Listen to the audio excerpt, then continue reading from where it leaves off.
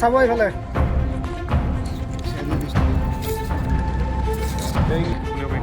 বাৰটো গোটেই পাৰা যাব চব ঘূৰি আছে যদি নালাগে পালান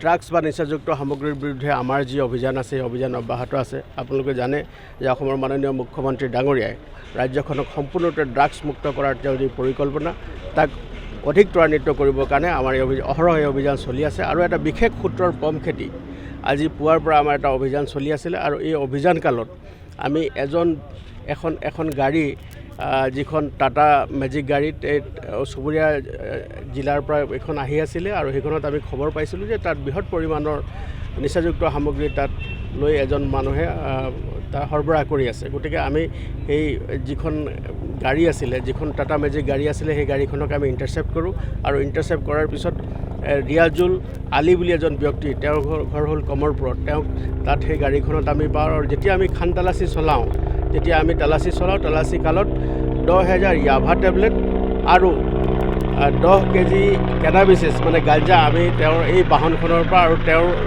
তেওঁৰ পজিশ্যনৰ পৰা আমি জব্দ কৰিবলৈ সক্ষম হৈছোঁ। আৰু বৰ্তমানলৈকে আমাৰ যি অভিযান আছে অভিযান চলি আছে। আমি গোটেই সামগ্ৰীখিনি পদ্ধতিগতভাৱে আমাৰ যি নিয়ম আছে সেই নিয়মৰ অনুযায়ী আমি সেই সামগ্ৰীখিনি আমি জব্দ কৰিছোঁ আৰু জব্দকৃত সামগ্ৰীখিনি আমি ফৰেনচিক ছায়েন্স লেবৰেটৰীত পঠাবৰ কাৰণে আমি সাজু হৈছোঁ। আৰু এই গোটেই যিখিনি সামগ্ৰী আমি জব্দ কৰিলোঁ এই গোটেই সামগ্ৰীখিনিৰ যিটো বজাৰ মূল্য আনুমানিক বজাৰ মূল্য যিটো চোৰাং বজাৰত তাৰ বজাৰ মূল্য 3 কোটিৰো অধিক হ'ব।